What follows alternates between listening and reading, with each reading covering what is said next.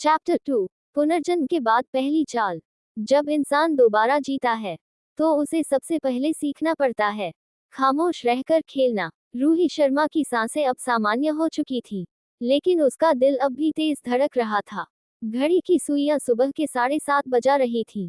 वही दिन, वही तारीख, वही सुबह, लेकिन रूही वही नहीं थी। सनराइज सुबह जो अलग थी। रूही बिस्तर से उठी और सीधे खिड़की के पास चली गई। नीचे वही लॉन, वही फव्वारा, वही सुरक्षाकर्मी। सब कुछ वैसा ही था जैसा उसकी मौत से पहले था, लेकिन इस बार उसे हर चेहरा एक शक की नजर से दिख रहा था। इस घर में भी कुछ लोग मेरी मौत का हिस्सा थे, रूही ने मन ही मन सोचा। उसने गहरी सांस ली। घबराना नहीं है, उसने खुद से कहा। आज नहीं, अभी नहीं। मिरर आईने में बदली हुई रूही ड्रेसिंग टेबल के सामने खड़ी होकर रूही ने खुद को देखा। वही चेहरा, वही आंखें, लेकिन अब उन आंखों में मासूमियत नहीं थी। अब वहां साफ साफ चेतावनी थी। इस बार मैं सब देखूंगी और कोई भी नजर से नहीं बचेगा। क्राउन शर्मा फैमिली पहली परीक्षा। ब्रेकफास्ट टेबल पर पूरा परिवार मौजूद था। राजीव शर्मा अखबार पढ़ रहे थे। अनन्या शर्मा रूही को ध्यान से देख रही थी। अर्नव शर्मा मोबाइल पर कुछ मेल चेक कर रहे थे। कियारा हमेशा की तरह बोर्ड थी। रूही, तुम ठीक हो? अनन्या ने पूछा। रूही ने मुस्कुराकर सिर हिलाया। हाँ माँ, बस नींद पूरी नहीं हुई। झूठ, लेकिन जरूरी। अनन्या ने एक पल और देखा। उन्हें कुछ बदला बदला सा लगा, पर वो समझ नहीं पाई। ब्रेन राजीव शर्मा की चेतावनी। राजीव शर्मा ने अखबार मोड़ा। रूही, आज वीर के साथ तुम्हारी मीटिंग है। रूही का दिल जोर से धड़का, लेकिन चेहरे पर कोई असर नहीं। जी डैड, यही वो पल है जहां पिछली जिंदगी में मैंने पहली बार गलती की थी। Smile with horns. Veer Pratap Singhania फिर से सामना। दोपहर के समय शर्मा ग्रुप की प्राइवेट ऑफिस बिल्डिंग। वीर पहले से मौजूद था। सफेद शर्ट, कॉन्फिडेंट पोस्चर और वही नकली मुस्कान। रूही, उसने उठकर हाथ बढ़ाया। इस बार रूही ने हाथ नहीं मिलाया, वो बस मुस्कुराए। सॉरी, लेट हो गई।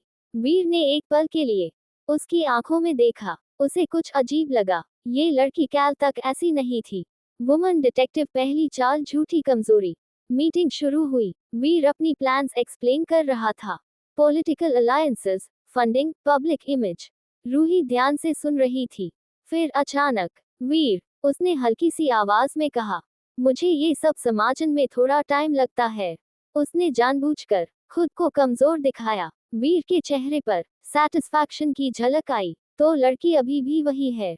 Easy target. रूही ने मन ही मन मुस्कुरा दिया। फंस चुका है। आदित्य मल्होत्रा पहला संकेत। मीटिंग के बीच रूही के फोन पर एक अननोन नंबर से कॉल आया। उसने साइलेंट पर डाल दिया, लेकिन स्क्रीन पर जो नाम फ्लैश हुआ वो रूही के लिए नया था। आदित्य मल्होत्रा, ये नाम मेरी पिछली जिंदगी में भी आया था। उसने फोन नहीं उठाया। अभी नहीं। Closed lock secret security room. Meeting के बाद रूही सीधे शर्मा मैंशन के प्राइवेट सिक्योरिटी रूम में गई। वहां सीसीटीवी फुटेज स्टोर रहती थी। पिछले 48 घंटे के रिकॉर्ड्स दिखाओ, उसने हेड ऑफ सिक्योरिटी से कहा। सिक्योरिटी ऑफिसर हैरान हुआ। मिस रूही, ये नॉर्मली। रूही ने उसे देखा, बस देखा। वो चुप हो गया। फुटेज चलने लगी और फिर रूही की उंगलियां कांप गईं। वीर का एक आदमी पिछली रात मैंशन के पीछे घूमता दिखा। तो तैयारी पहले से थी। रूही की आंखें सख्त हो गईं। पहली सच्ची कसम। रूही ने फुटेज बंद करवाए। इसकी किसी को खबर नहीं होनी चाहिए, उसने साफ कहा। वो बाहर निकली। लॉन में खड़ी होकर उसने आसमान की तरफ देखा। जिसने मुझे मारा, उसके हर कदम की कीमत चुकानी पड़ेगी। अमावस्या। आदित्य का एंट्री मोमेंट। शाम को एक एलीट बिजनेस पार्टी, दिल्ली के सबसे बड़े होटल में। रूही जैसे ही हॉल में दाखिल हुई, हर नजर उसी पर टिक गई। और तभी वो उसे दिखा। काले सूट में, गंभीर चेहरा और आंखों में अजीब सी गहराई। आदित्य मल्होत्रा। उनकी नजरें टकराईं। बस एक पल, लेकिन रूही को अंदर कुछ हिलता हुआ महसूस हुआ। ये आदमी मेरी कहानी का हिस्सा है। आदित्य ने नजरें नहीं हटाईं। ये लड़की जो दिखती है, वो है नहीं। फायर। अध्याय का अंत। रूही ने शैंपेन का गिलास उठाया। हॉल में वीर भी मौजूद था और आदित्य भी। 3 लोग, 3 अलग अलग खेल, लेकिन रूही जानती थी, इस बार मोहरे नहीं, मैं खुद बाजी बनूंगी। उसके होठों पर एक ठंडी मुस्कान आई। खेल शुरू हो चुका था। अमावस्या चैप्टर 2 एंड। पहली चाल चल दी है। अब पीछे हटने का कोई रास्ता नहीं। चैप्टर 3 अतीत की परछाई। कुछ लोग अचानक हमारी जिंदगी में नहीं आते। वो पहले से लिखे होते हैं, बस सही वक्त पर सामने आते हैं। रात का आसमान काले रेशम की तरह फैला हुआ था। दिल्ली के सबसे महंगे होटल के बाहर फ्लैश लाइट्स चमक रही थीं। लोग हंस रहे थे, शैंपेन बह रही थी, लेकिन रूही शर्मा के लिए ये पार्टी किसी जश्न से कम और किसी युद्ध से ज्यादा थी। अमावस्या एलीट पार्टी जहां हर मुस्कान नकाब है। रूही ने हॉल में कदम रखा। उसकी चाल में आत्मविश्वास था, लेकिन आंखों में सतर्कता। हर चेहरा उसके लिए एक सवाल था, कौन अपना है और कौन मेरी मौत का हिस्सा बनेगा। उसकी नजर अपने आप एक ही जगह जाकर रुक गई। आदित्य मल्होत्रा। मुकुट आदित्य मल्होत्रा पहली नजदीकी। आदित्य अकेला खड़ा था, काले सूट में, हाथ में ड्रिंक, और चेहरे पर ऐसी खामोशी जैसे वो इस शोर का हिस्सा ही न हो। रूही को अचानक पिछली जिंदगी की एक धुंधली सी याद आई। एक मीटिंग, एक फाइल, और एक नाम, आदित्य मल्होत्रा। उस वक्त उसने ध्यान नहीं दिया था। कितनी बड़ी गलती थी, रूही ने मन ही मन कहा। फाइल पहली बातचीत। आदित्य ने रूही की तरफ देखा और बिना मुस्कुराए कहा, आपकी आंखों में आज कुछ बदला हुआ है। रूही चौंक गई। क्या? उसने संयम से पूछा। ज्यादातर लोग यहाँ दिखावा करने आते हैं, आदित्य ने कहा, लेकिन आप लड़ने आए हैं। रूही ने हल्की मुस्कान दी। आप बहुत ज्यादा ऑब्जर्व करते हैं, मिस्टर मल्होत्रा। आदित्य ने ड्रिंक का एक घूंट लिया, क्योंकि जो नहीं देखता वो जल्दी मर जाता है। रूही की रीढ़ में एक ठंडी लहर दौड़ गई।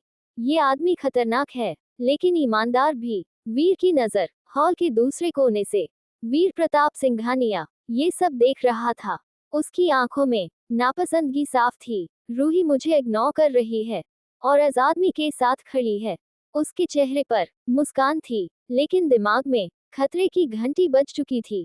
आदित्य का इशारा। आदित्य ने धीरे से कहा, अगर आप आज रात घर जल्दी जाना चाहें तो मैं रेकमेंड करूंगा आप अपनी नॉर्मल रूट यूज ना करें। रूही का दिल तेज हो गया।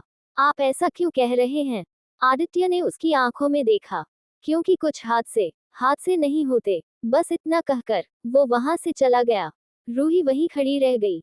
ये आदमी जानता है बहुत कुछ। का रात की साजिश। पार्टी के बाद रूही ने जानबूझकर अपनी कार नहीं ली। उसने ड्राइवर बदलवाया, रूट बदला और सिक्योरिटी डबल करवाए, और तभी एक काली एसयूवी उसकी कार का पीछा करती दिखी। रूही की सांस रुक गई। स्पीड बढ़ाओ, उसने ड्राइवर से कहा। एसयूवी अचानक मुड़ी और गायब हो गई। तो ये वही रात थी जिस रात मैं मरी थी। रूही की मुठ्ठियां कस गईं। घर लौटने के बाद शर्मा मैंशन में सब सो चुके थे। रूही सीधे स्टडी रूम में गई और दरवाजा लॉक कर लिया। उसने लैपटॉप खोला और एक एनक्रिप्टेड फोल्डर खोला। उसमें वीर से जुड़े सारे डॉक्यूमेंट्स थे, लेकिन आज उसने एक नया नाम ऐड किया, आदित्य मल्होत्रा। तुम दोस्त हो या दुश्मन, ये जानना जरूरी है। मैग्नीफाइंग ग्लास आदित्य का अतीत। रूही ने रिसर्च शुरू की। Self made billionaire, underground deals, clean public image, लेकिन सबसे चौंकाने वाली बात, आदित्य का बड़ा भाई एरियन मल्होत्रा कुछ साल पहले रहस्यमय हालात में मरा था। केस क्लोज्ड, लेकिन प्रूफ्स गायब। वीर। रूही की आंखें सख्त हो गईं। क्या तुम्हारा हाथ यहाँ भी है? पुरानी याद, मौत का फ्लैशबैक। अचानक रूही को अपनी मौत का दृश्य याद आया। ब्रेक फेल, वीर की मुस्कान, और एक दूर खड़ी काली एसयूवी। उस रात भी एक एसयूवी थी। आदित्य उस रात कहाँ था? सवाल बढ़ते जा रहे थे। फायर पहला गुप्त फैसला। रूही ने डायरी खोली और पहली बार लिखा, आदित्य मल्होत्रा मेरे रिवेंज का हिस्सा बनेगा, चाहे साथी हो या कुर्बानी। उसने पेन बंद किया। अब पीछे हटना नामुमकिन था। अमावस्या। आदित्य दूसरी तरफ। उसी रात आदित्य अपने पेंटहाउस में खड़ा था। शहर नीचे जगमगा रहा था। उसके हाथ में रूही की फोटो थी। तुम भी इस रात बच गई, उसने धीमे से कहा। उसकी आंखों में नफरत थी। वीर ने फिर एक गलती की है। दो रास्ते, एक दुश्मन। रूही और आदित्य अलग अलग जगह खड़े थे। दोनों की सोच अलग, तरीके अलग, लेकिन दुश्मन एक ही, वीर प्रताप सिंघानिया। हंसिया चांद। अध्याय का अंत। रूही ने लाइट बंद की और अंधेरे में कहा, अब मैं अकेली नहीं हूँ। और वीर, अब तुम्हारी उल्टी गिनती शुरू हो चुकी है। दूर कहीं आदित्य ने भी वही सोचा। खेल गहराता जा रहा था। अमावस्या चैप्टर 3 एंड। कुछ गठबंधन खून से नहीं, दर्द से बनते हैं।